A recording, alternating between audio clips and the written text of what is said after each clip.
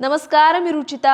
ॲग्रोनमध्ये आपल्या सर्वांचं स्वागत. आता जमिनीची पुन्हा मशागत करायची वेळ आली आहे, म्हणून आपण ठिबक सिंचन, तुषार सिंचन काढून ठेवतो.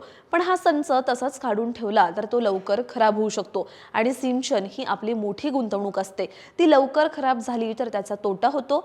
त्यामुळे तो बंद करताना आणि काढून ठेवताना काय काळजी घ्यायची हेच आपण आजच्या व्हिडिओमधून जाणून घेणार आहोत. त्यामुळे व्हिडिओ शेवटपर्यंत नक्की बघा.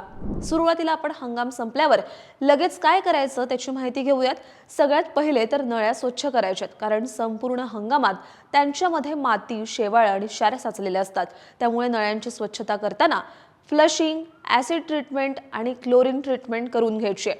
फ्लश करण्यासाठी एंड कॅप्स म्हणजेच नळ्यांची टोकं मोकळी करून त्यातून फुल प्रेशरने पाणी सोडायचं आहे. जोपर्यंत एंड कॅपमधून स्वच्छ पाणी येत नाही तोपर्यंत हे पाणी चालू ठेवायचं आहे. ते झाल्यानंतर साधारणतः अर्धा ते 1 लिटर म्हणजेच 33% हायड्रोक्लोरिक ॲसिड किंवा फॉस्फेरिक ॲसिड 100 लिटर पाण्यात मिसळून ॲसिडिक ट्रीटमेंट करून घ्यायची आहे.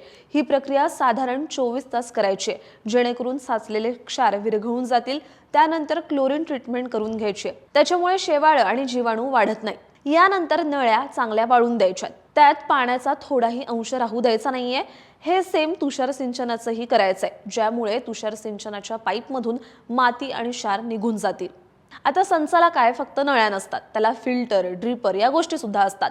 त्यामुळे आपल्याला फिल्टर सुद्धा साफ करून घ्यायचं आहे. जसं सँड ग्रॅव्हल फिल्टरमध्ये उलट दिशेने पाणी सोडून ते साफ करून घ्यायचं आहे. फिल्टर टाकी उघडून त्याच्या आतली वाळू आणि खडी तपासायची आहे आणि जमा झालेले दगड, गाळ स्वच्छ करायचा आहे. याशिवाय डिस्क फिल्टर आणि स्क्रीन फिल्टर साफ करून घ्यायचा आहे. डिस्क फिल्टरची डिस्क काढून स्वच्छ पाण्याने धुवून घ्यायची आहे. क्षार आणि गंजासाठी डिस्क फिल्टर आणि स्क्रीन फिल्टरची ॲसिडिक ट्रीटमेंट करायची आणि नंतर मऊ ब्रशने साफ करून घ्यायचं आहे. लक्षात असू द्या, फिल्टर साफ करताना थेट उन्हात काम करायचं नाहीये आणि ॲसिड वापरताना रबरी हातमोजे आणि गॉगल वापरणं अत्यंत महत्त्वाचं आहे, म्हणजे त्याच्यासाठी नो ऑप्शन.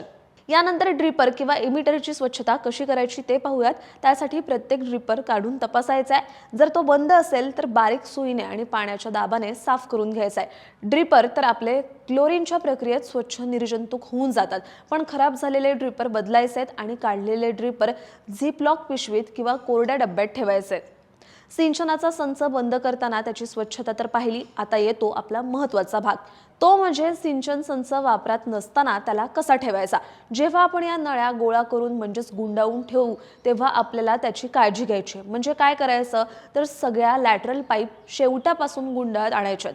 पाईप गुंडाळताना जास्त दाब किंवा घडी घालायची नाहीये, यामुळे पाईप कमकुवत होतो. प्रत्येक लॅटरलवर तुकडा नंबर आणि लांबी मार्करने लिहायचे, जेणेकरून पुढच्या हंगामात ती जुळवणं सोपं होतं. आता सगळे पाईप गोळा करून व्यवस्थित सावलीच्या जागेत, शेडमध्ये, गोदामात किंवा झाडाखाली ठेवायचे किंवा खोलीत टांगायचे. यामुळे उंदीर आणि कीटकांपासूनही त्यांचं संरक्षण होतं. सध्या ऊन वाढत असल्यामुळे जमिनीचं तापमान खूप जास्त असतं, त्यामुळे चुकूनही लॅटरल पाईप म्हणजे सिंचनाच्या नळ्या जमिनीवर उघड्यावर ठेवायच्या नाहीयेत, अन्यथा त्या वाकतात किंवा आकुंचन पावतात. त्यामुळे उघड्यावर असलेल्या पाईप्सवर पालापाचोळा किंवा गोंडपाटाचं आच्छादन घालायचं आहे. त्यात LLDPE किंवा HDPE पाईप थेट सूर्यप्रकाशात म्हणजेच UV किरणांमध्ये जास्त काळ राहिल्या तर ते ठिसूळ होतात, त्यामुळे ते नेहमी सावलीत साठवायचे आहेत. यासोबत तुषार सिंचनाच्या पाईपलाही सावलीत ठेवायचे आहे, म्हणजेच तुषार सिंचनाच्या लोखंडी पाईपला काढून ठेवल्यावर त्या गंजणार नाही याची काळजी घ्यायची आहे. हे पाहिलं आपण नळ्यांचं, पण याच्या सोबतीने संचाचे वॉल्व, मग ते बटरफ्लाय वॉल्व, बॉल वॉल्व आणि एअर वॉल्व तपासायचे. या सर्व वॉल्ववर हलकं इंजिन ऑइल किंवा ग्रीस लावायचे, जेणेकरून ते जाम होणार नाहीत. तसंच same to same venturi injector किंवा फर्टिकेशन टँकही स्वच्छ आणि कोरडे ठेवायचे आहेत. यातले प्रेशर गेज आणि फ्लो मीटर मात्र वेगळे ठेवायचे आहेत. त्यांच्यावर धूळ आणि पाणी पडणार नाही याची काळजी घ्यायची. हेड युनिटच्या सर्व भागांना वंगण म्हणजेच ल्युब्रिकेशन करा किंवा रस्ट प्रूफ रंग लावा, जेणेकरून ते गंजणार नाहीत आणि जामही होणार नाहीत.